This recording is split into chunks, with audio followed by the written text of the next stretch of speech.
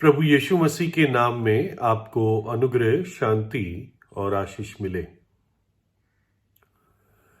जब साल 2000 शुरू हुआ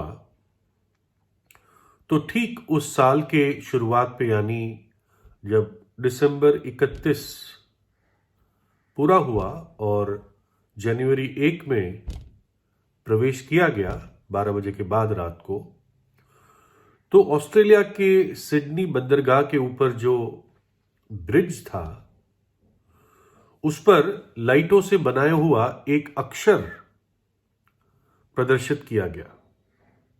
अक्षर यानी एक शब्द प्रदर्शित किया गया और वो शब्द था इंग्लिश में इटर्निटी। इटर्निटी यानी अनंत काल, यानी बड़े बड़े अक्षरों में अनंत काल लाइट्स के माध्यम से प्रदर्शित किया गया उस शहर में। और बताते हैं कि सैटेलाइट टीवी के द्वारा दुनिया भर ने उस दृश्य को देखा। सिर्फ ये एक शब्द प्रदर्शित किया गया था और जिसने भी ये किया शायद उसके मन में ये विचार था कि जैसे एक नया मिलेनियम शुरू हो रहा है तो लोग अनंत काल के बारे में सोचे। और ये पाया गया था ये शब्द क्यों इस प्रकार से दिखाया गया, इसके पीछे एक इतिहास था। करीब 37 वर्ष तक, काफी समय पहले, लेकिन 37 वर्ष तक कोई व्यक्ति सिडनी के सड़कों पर, फुटपाथों पर यह शब्द लिख देता था। वो शब्द क्या था? इटर्निटी, अनंत काल। बस इतना लिखता था और लोगों को मालूम नहीं था कौन लिखता है ये, और कई जगह लिखा हुआ था। और ये 37 वर्ष तक होता रहा, 37 ईयर्स। और लोगों के लिए ये कॉमन चीज हो गई थी, ये अक्षर दिखने इधर और उधर उस शहर में। और कुछ लोग इसको एक शब्द का संदेश कहने लगे। एक शब्द का संदेश, इस शब्द को सुनते पढ़ते ही मन में कई बातें, कई विचार उठते हैं जब अनंत काल के बारे में बात किया जाता है ना। हमारे विवेक को यह शब्द छूता है। अनंत काल यानी समय कभी खत्म नहीं होगा। न्याय और प्रतिफल, अमरता, आने वाले समय की, आने वाले युग की आशा या भय जो हमारे दिल में उठता है। तो एक व्यक्ति था जिसका नाम आर्थर स्टेस था और वो बहुत गरीब परिवार में पैदा हुआ, ऑस्ट्रेलिया में ही। गरीबी इतनी बड़ी समस्या नहीं थी, लेकिन वो शराबियों का परिवार था। 1885 ईस्वी में उसका जन्म हुआ, है ना। आज से 200 साल हो गए। और स्टेस जो था, आर्थर स्टेस, ये गरीबी में ही इसकी पालन पोषण हुआ। कद में छोटा था, करीब 5.25 फुट का ही था। और 12 वर्ष की उम्र के बाद उसने 2 साल कोयले के खान में काम किया, पियक्कड़पन के लिए, और उसके बाद दंगे करने के लिए। शायद इसी कारण उसको जेल हुई। बहुत सारी नौकरियां बदलता रहा। फिर उसने चोरी शुरू की। उसकी 2 बहनें वेश्याएं थी और उसके 2 भाई बुरी तरह पीने के कारण मर गए थे। मतलब उनके शरीर के अंग डिस्ट्रॉय हो गए, इतना पीते थे। और ये आर्थर स्टेस कई बार पुलिस के चंगुल में फंस जाता था। लेकिन इसके जीवन में 2 घटनाएं हुई। पहली घटना यह हुई कि वो एक प्रार्थना सभा में चला गया ताकि वहां खाना खा सके। और उस प्रार्थना सभा में उसने जब प्रभु यीशु के संदेश को सुना तो उसने अपना जीवन प्रभु यीशु को दिया, ये सोचते हुए चलो मैं कोशिश करता हूं, क्या पता मेरा जीवन बदल जाए। और वास्तव में उसका जीवन बदलने लगा। वो प्रार्थना सभा में जाने लगा।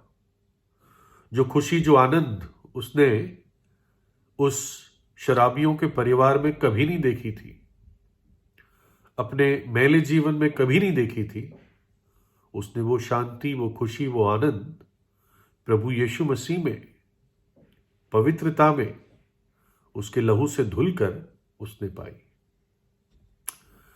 इतना ही नहीं, एक दिन, ये अब थी बात नवंबर 1932 की, और उसने एक प्रचारक को यह कहते हुए सुना कि काश में सिडनी की सारी सड़कों पर यह शब्द चिल्ला सकूं, अनंत काल, बस एक शब्द। तो जब आर्थर ने इनकी ये बात सुनी तो ये बात कुछ उनकी इसके माइंड में बैठ गई, इतनी बैठ गई कि वो उस बात को निकाल नहीं पाया। तो उसने एक निर्णय लिया। जब ये बात वो सोच रहा था तो उसके आंसू भी निकलने लगे, इतना वो इस बात से उसके मन में बोझ आया कि मेरा जीवन तो बच गया, मेरा अनंत काल तो सुरक्षित हो गया, औरों का क्या होगा।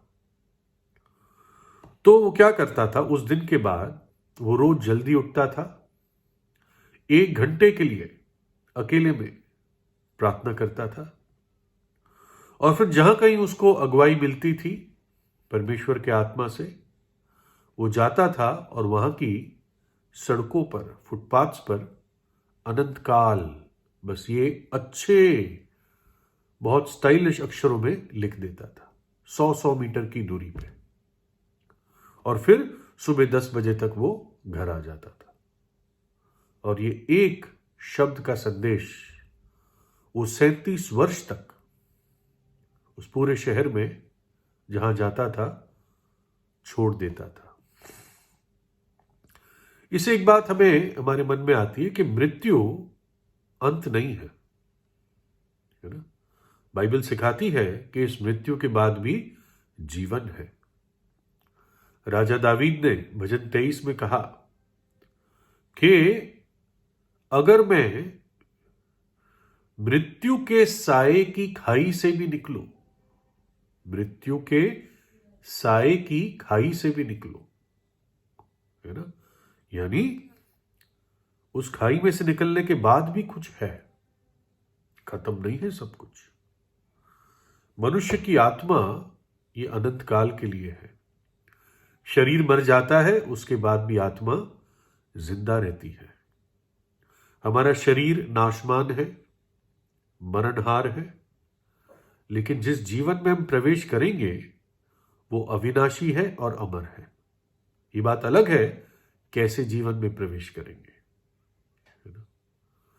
परमेश्वर ने हम सबके हृदय में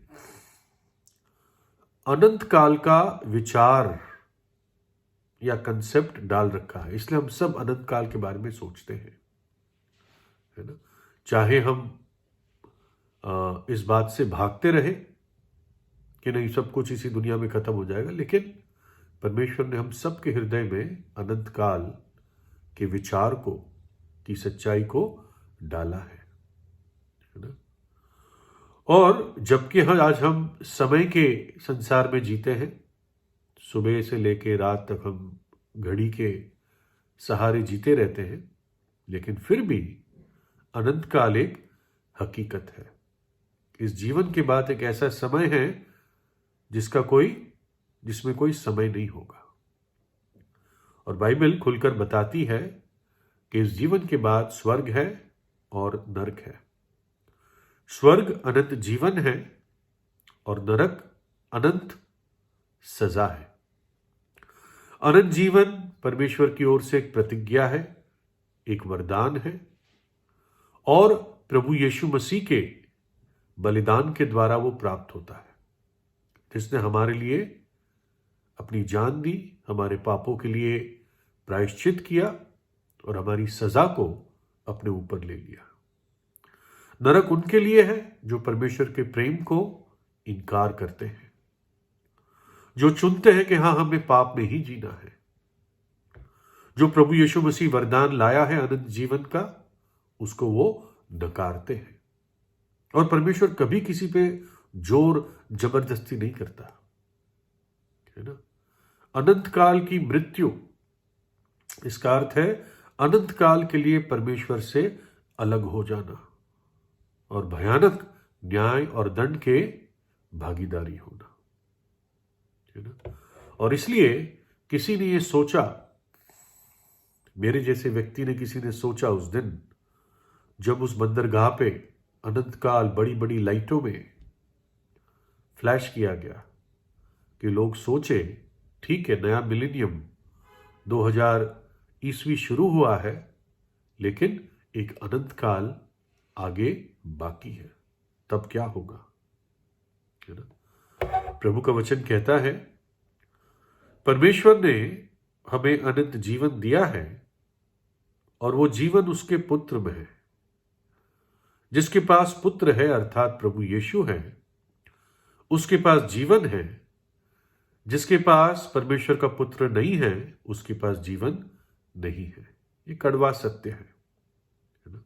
आप अनंत जीवन चाहते हैं, अपने पापों से पश्चाताप कीजिए, प्रभु यीशु पर विश्वास कीजिए, उसको अपने हृदय में बुलाइए। वो आपसे प्रेम करता है, मृतकों में से तीसरे दिन जी उठा। प्रभु यीशु आपको आशीष दे।